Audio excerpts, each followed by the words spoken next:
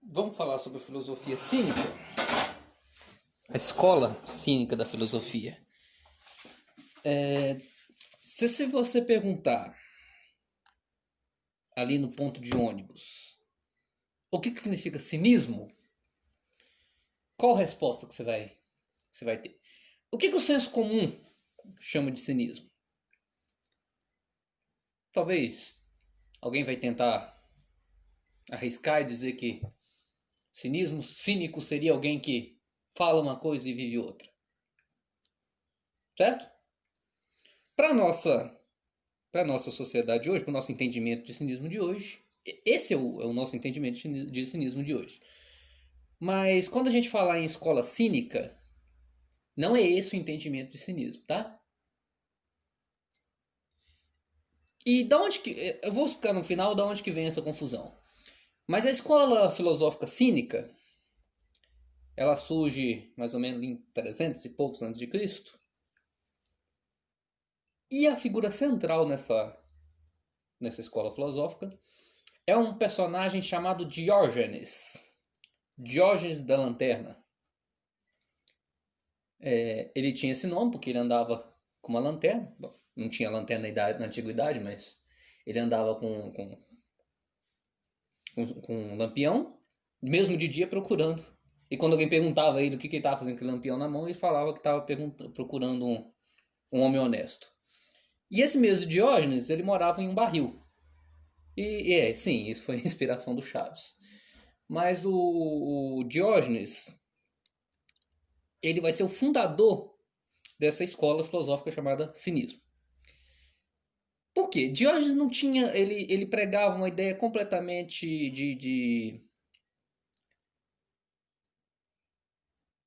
contra o materialismo. Ele não tinha casa, ele não tinha um emprego. Tudo que Diógenes carregava com ele era a roupa do corpo e um copo para beber água. Era tudo que ele carregava na vida. Isso foi mais ou menos inspirado em Sócrates. Sócrates viveu também mais ou menos assim. Só que aí um dia Diógenes estava na beira de um poço, na beira de uma bica d'água. Ele estava lá sentado, descansando. Aí chegou um menino. O menino foi lá na bica, o menino estava com sede. O menino fez uma conchinha com a mão e bebeu água da bica, fazendo uma conchinha com a mão. Quando Diógenes viu isso, ele pegou o copo que ele tinha e jogou fora. Ele percebeu que não precisava mais de um copo. Só a roupa do corpo já estava boa. E daí que surge a ideia de cinismo da filosofia. Diógenes era totalmente contra Platão, contemporâneo de Platão. E Diógenes era um inimigo ferrenho de Platão. Diógenes fazia bullying com Platão. Diógenes zoava Platão, mas zoava feio. Tem uma história de mais ou menos que Sócrates, Platão estava falando e alguém perguntou ele o que era o ser humano. E aí Platão falou que o ser humano era um bípede sem penas. Foi a definição de ser humano que Platão deu. Platão na época era popstar, né? Todo mundo achava que Platão era o máximo. Então tudo que Platão falava era top, era verdade. E quando Platão disse que o homem era um bípede sem penas, o Diógenes pegou uma galinha, depenou a galinha e jogou a galinha no meio de todo mundo e falou: aí, segundo Platão, isso aí é um ser humano. Todo mundo caiu na gargalhada. Platão ficou puto, é claro, né? E isso não é o único exemplo que ele zoou Platão, não. Se você for ler as histórias de Diógenes, ele zoou Platão um monte de vezes. Ele praticava bullying mesmo com Platão. Mas Diógenes ele tinha características, além de outras brigas com Platão, sobre diversas coisas em relação à sociedade. Por exemplo, Platão defendia a escravidão. Porque para Platão, um escravo merece ser escravo. E o dono do escravo precisa de um escravo para poder fazer as coisas por ele, enquanto o dono do escravo é um cara inteligente, e o cara inteligente precisa ter tempo para pensar e blá blá blá. Essa é a posição de Platão. E Diógenes é totalmente contra isso. Diógenes chegou a ser escravo, inclusive. Mas o foco em Diógenes é que ele era totalmente contra o materialismo. Ele não queria nada que fosse desse mundo. E se você for pegar isso, tentar não levar isso pro lado religioso, porque não quer problema. Se você for ver Jesus, por exemplo, de uma forma fora da religião como um filósofo, ele vai se encaixar muito bem nessa ideia da filosofia cínica. Por quê? Porque prega a liberdade em relação à sociedade, ao imaterialismo, né? Tudo que não tem a ver com a alma é falso, e essas coisas.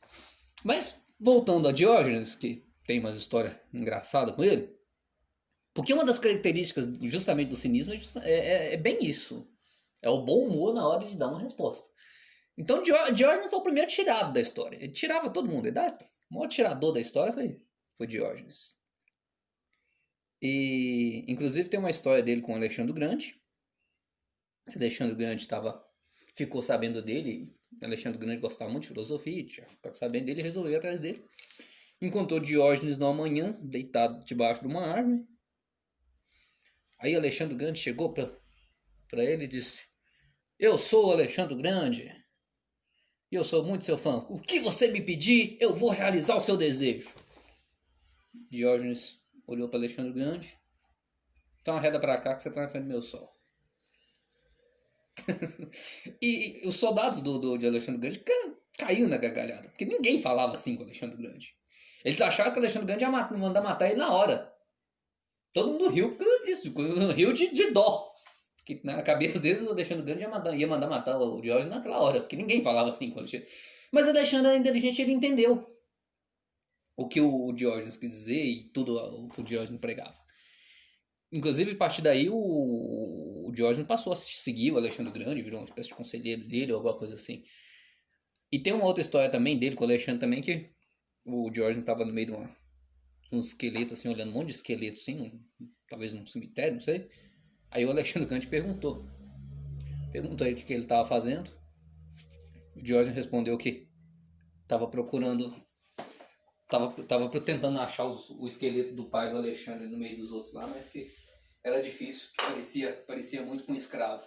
Quer dizer, era uma forma dele ensinar o Alexandre de que não importa que ele fosse o dono do mundo, que ele ainda era um ser humano como qualquer outro.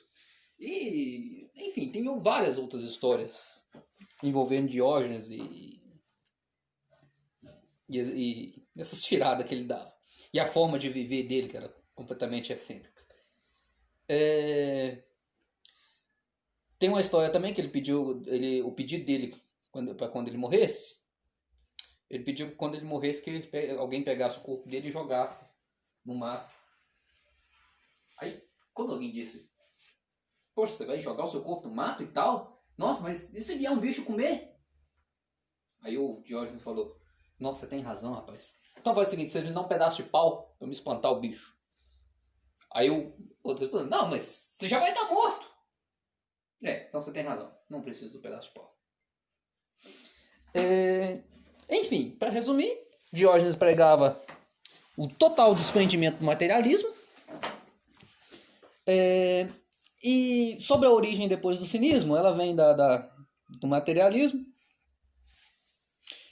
Então Diógenes vai ser o fundador do cinismo.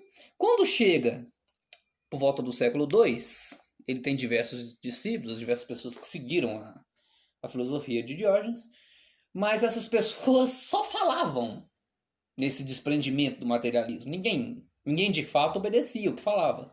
Então eram filósofos que diziam, mas não seguiam aquilo que diziam. E aí, quando as pessoas começaram a perceber que esse grupo essa escola filosófica era de pessoas que diziam uma coisa, mas não seguiam, daí que surgiu a ideia de cínico, como alguém que diz uma coisa, mas faz outra. Essa é a nossa compreensão atual do cinismo. Mas não é essa. Quando a gente fala em escola filosófica do cinismo, lembre-se que não é disso, não é uma pessoa que diz uma coisa, mas faz outra. O cinismo, na compreensão dessa escola filosófica, é o estilo de vida de Diógenes, um total desprendimento do materialismo.